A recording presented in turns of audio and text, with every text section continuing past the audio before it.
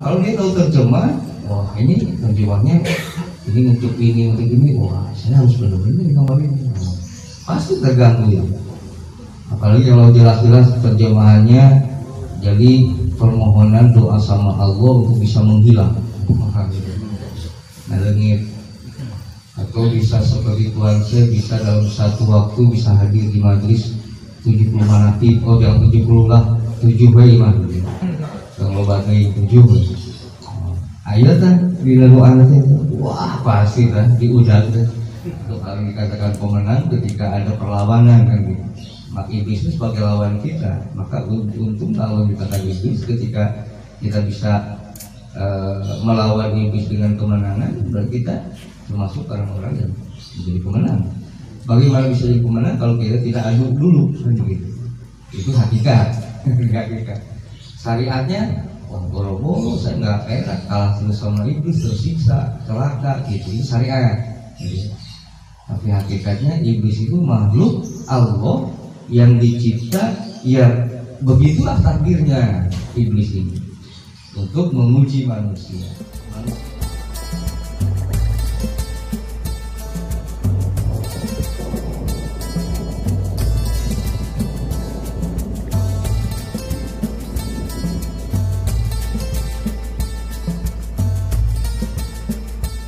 Hadirin rahimakumullah, kita bersyukur kepada Allah.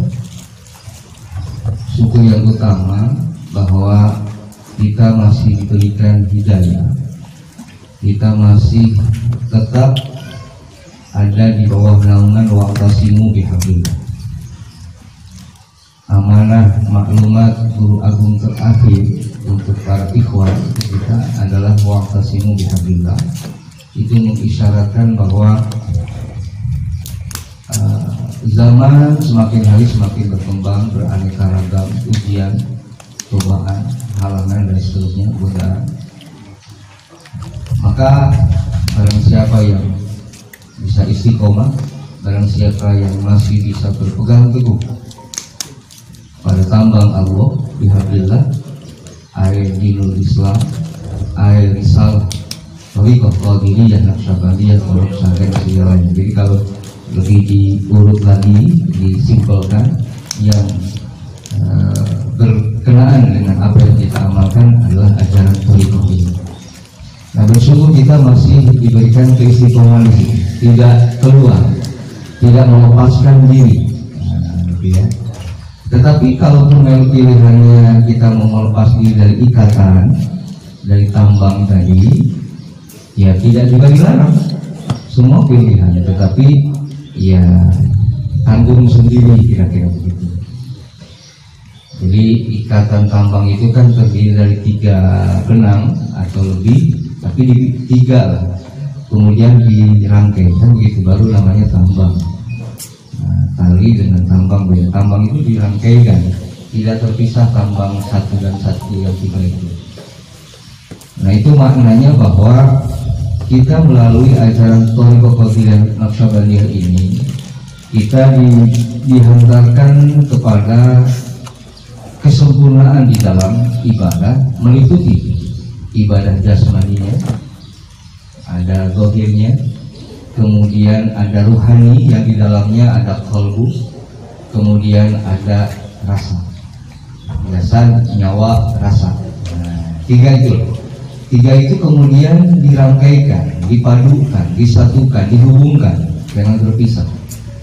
Jadi melalui pengajaran thariqah qadiriyah ini menyatukan, merangkaikan, menyambungkan 3 yang tadi. Karena memang sejatinya manusia, hamba Allah ini ditugas untuk ibadah, lalu manusia diberi kesempurnaan 3.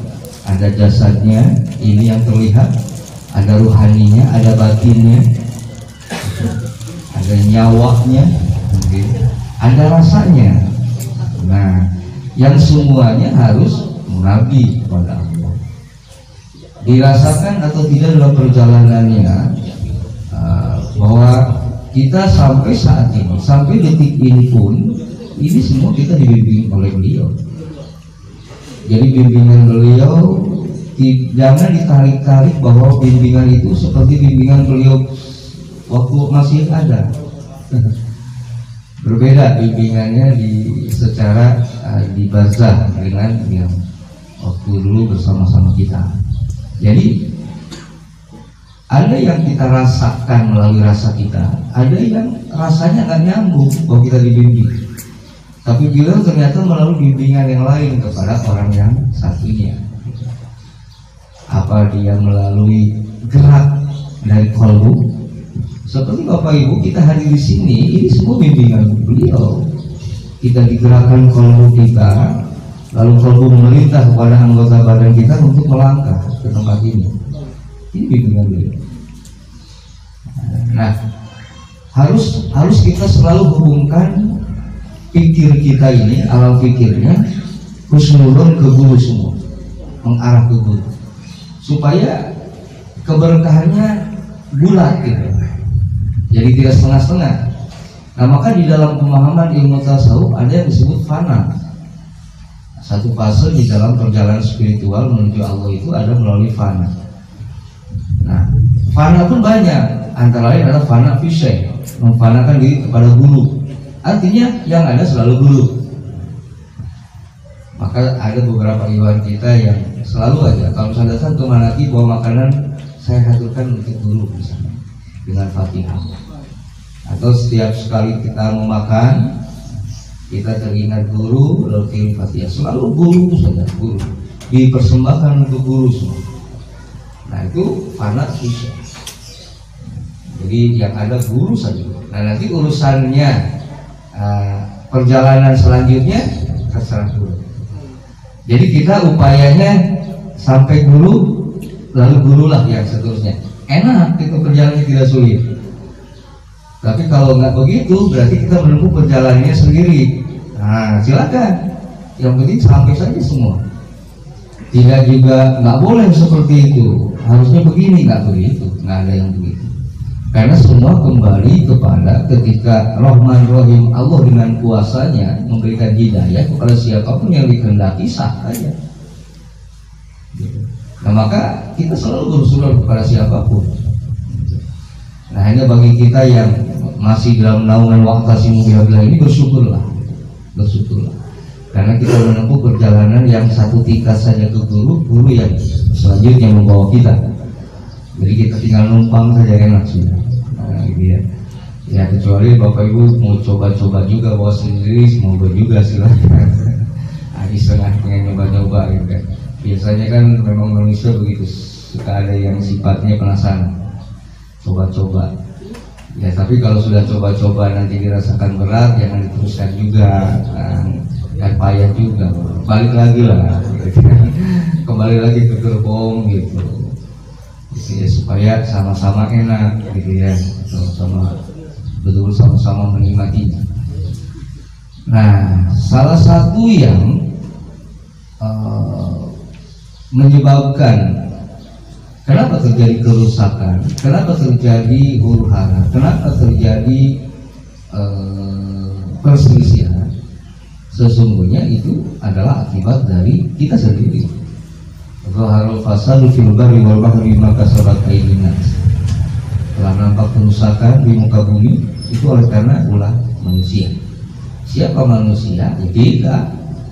Jadi kalau ini jangan bicara gara-gara orang lain, kembalikan kepada diri, gara-gara saya.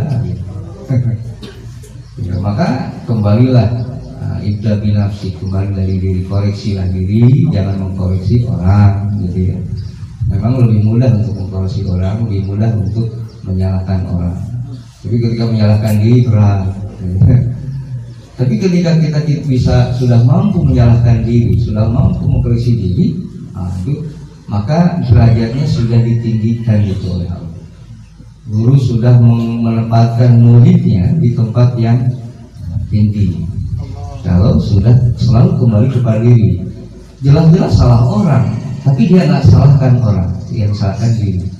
Ada jelas-jelas salah orang gitu. Itu luar biasa kalau sudah begitu.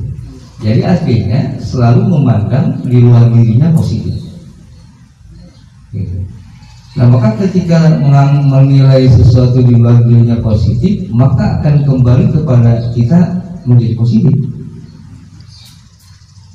Sesungguhnya itu negatif, tapi kita nggak buat negatif gitu. Maka Allah akan mengikuti sangkaan kita, zonnya kita. Oh, kita berikan positif.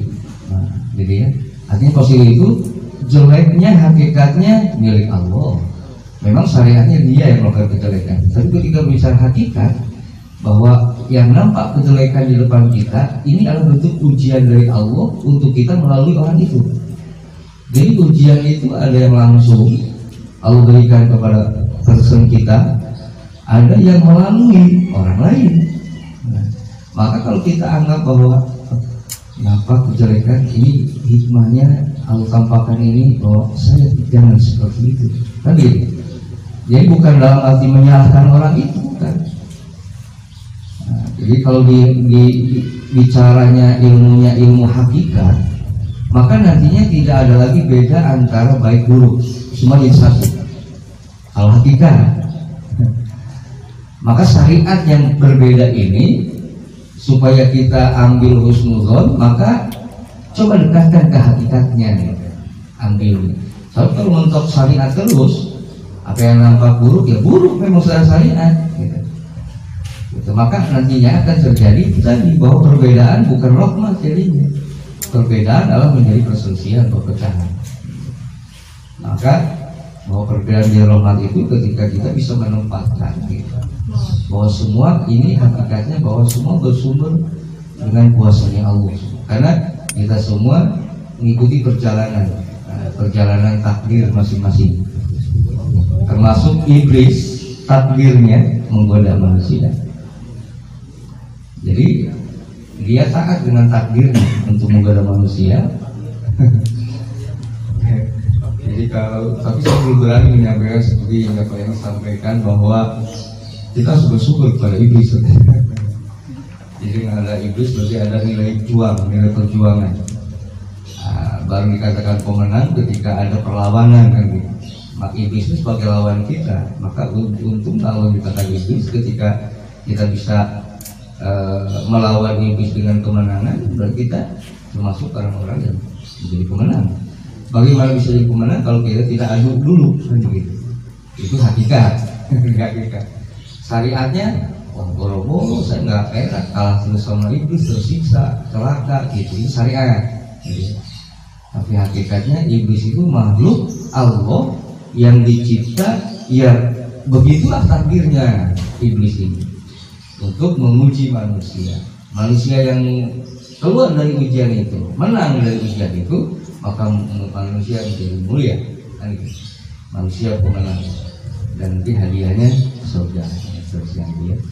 Nah hadirin, maka teruslah dengan penuh kesemangatan, teruslah dengan penuh kesungguhan di dalam mengamalkan. Apapun di dalam perjalanan mengamalkannya, semua kembalikan kepada Allah, semua kembalikan kepada Guru Agung Bawasapa. Kita tidak tahu rahasia kita diperjalankan seperti ini itu apa, kita dibuat seperti itu apa, yang nantinya bagaimana dari sekarang perjalanan begini, kita tidak tahu. Jadi banyak hal yang kita ini kan diberikan ilmu pengetahuan Allah itu sedikit saja. Wama utitu minal ilmi illa qalila, sedikit saja. Banyak sekali yang belum kita tahu dari ilmu Allah ini, dari rahasianya Allah ini, dari ilmunya guru ini, dari rahasia guru ini, kita banyak yang tidak tahu.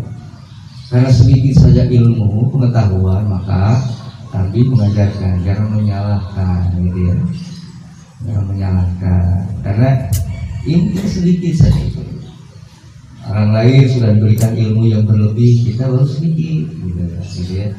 Jadi maka nanti keberkahannya Allah limpahkan keberkahan orang plus nanti kembali kepada kita keberkahan. Jadi yang untung rugi bukan orang lain, ya kita juga, untungnya kita, ruginya kita. Tidak, ya kita mau untung atau mau rugi kan itu. Wah saya nggak mau rugi, maunya untung. Lalu kenapa dilakukan seperti itu? Nah barulah masuk nafsu di situ, main, berdalil dia, mengakali supaya tidak mau disebut rugi, supaya tidak disebut orang yang tidak beradab dan seterusnya. Ilmu masuk, nafsu tabinya yang mengakalinya, gitu ya. Akhirnya ilmunya menjadi hijab. Nah itu yang disebut ilmu hijab. Jadi penting ilmu, fardu ain kita pelajari kalau ilmu, tetapi hati-hati dengan ilmu. Ilmu bisa menjadi hijabmu manakala ilmu didorong dengan nafsu yang tidak terkendali. Jadi artinya nafsu yang ilmu yang didorong nafsu itu ilmunya akhirnya ilmu yang menjadi hijab. Jadi nanti bisa dirasakan itu bahwa seperti benar tapi jadi lain. Atau begini, ilmu ini benar tetapi kenapa benar tapi menjadi dampak ekses negatifnya luar biasa. Nah berarti ada yang salah nih. Apa di ilmunya, apa di cara penyampaian, apa di cara mengamalkan, atau dari cara menghayati ilmunya. Ilmu diamalkan tapi salah dalam penghayatan, salah dalam penafsiran. Nah jadi jangan salah tafsir dengan ilmu. Nah makanya saya pernah menyampaikan pada saat hari Minggu waktu acara hajatan adil itu, kebetulan ada dari Srialaya yang diutus perwakilan. Nah yang datang ketua LD-nya langsung Pak Haji Pegir, ya sampaikan Pak Ketua, sekarang saatnya lembaga LD memang berkiprah. Jadi dan semua aturan-aturan nanti dibuat oleh LDTK dan kita semua manut turut kepada lembaga, semua termasuk wakil rakyat. Antara lain saya bilang sampaikan, saya sarankan bahwa banyak sekali tafsiran-tafsiran mengenai maklumat, maklumat pengesahan.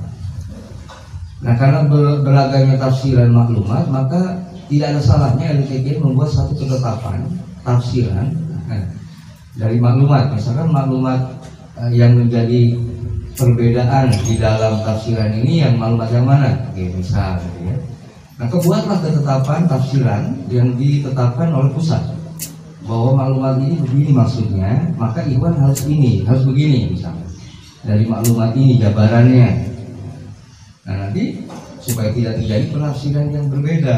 Jadi kalau sudah ditetapkan tafsirannya oleh pusat, nah maka kita harus dari perbedaan yang tadi harus dikembalikan, harus disamakan lagi, gitu kan. Tetapi dalam ketika yang dibuat pusat lalu tidak sama dengan tafsiran kita, harus legowo. Nah di sini kadang-kadang ilmu menjadi hijab. Jadi terkadang kita terlalu jauh memandang, terlalu jauh menilai, bahkan sampai membuat satu ketetapan sendiri tafsirannya, sehingga nanti sudah kandung terlanjur jadinya kan begitu. Sementara saya banyak pengikut ini, nah kira-kira gitu. Begitu nanti kita oleh pusat, wah ternyata apa yang saya sampaikan salah nih. Nah nanti disitulah hijabnya ilmu, bahwa dibuatlah satu lagi. Nah jadi diakali lagi supaya apa? Supaya karena terlanjur membuat satu ketetapan tetapi salah dengan pusat berbeda, maka dibuatlah nanti bahwa kesannya sebenarnya kita tidak salah loh, gitu. Nah, sebenarnya tidak salah, cuma nanti dibuat tuh. Nah itulah hijab ilmu itu. Jadi ilmunya dipakai nakal-nakali, ilmunya dipakai siasat. Gitu.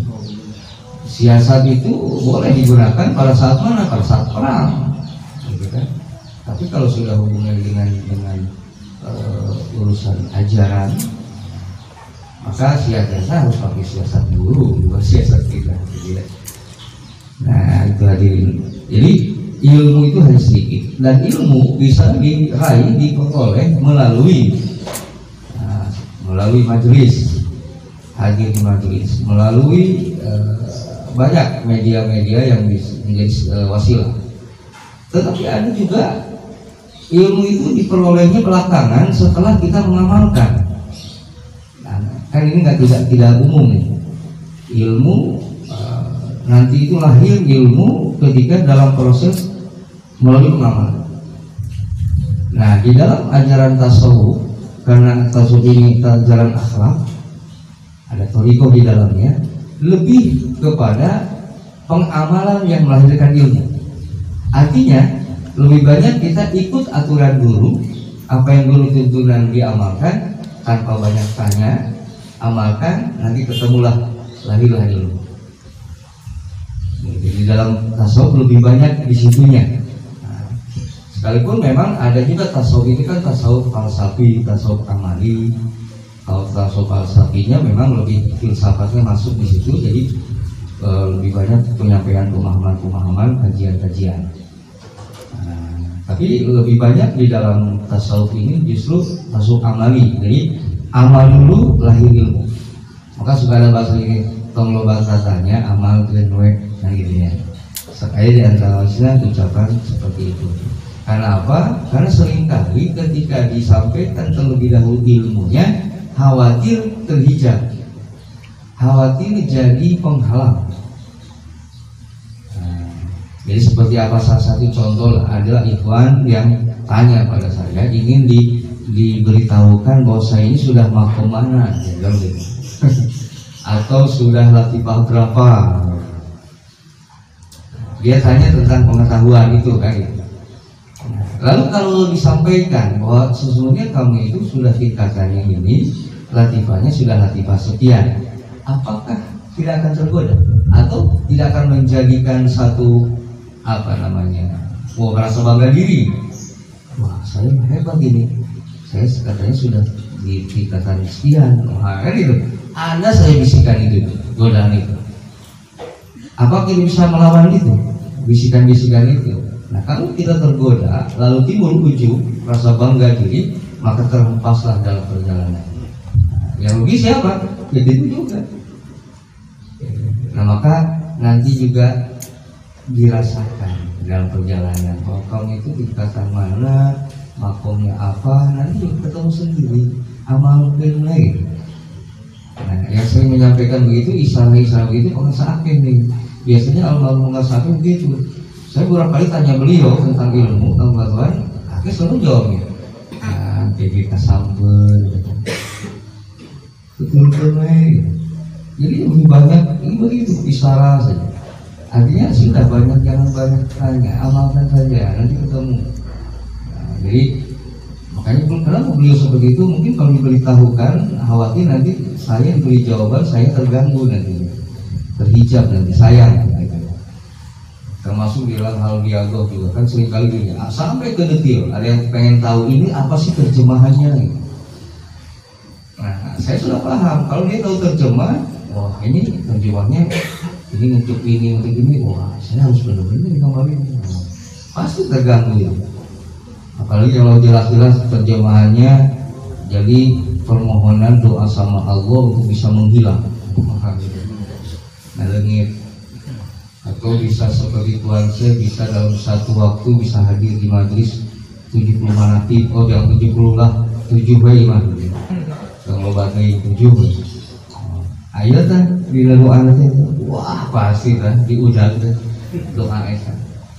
Dan dia bermakna Nabi pasti setidaknya lah ada tergantung. Nah termasuk dalam riado gitu. Jangan banyak tanya lah, yang penting guru menyampaikan seperti apa amalkan. Semata-mata dengan itu semua mudah-mudahan kita dihantarkan dulu usul kepada Allah, itu intinya.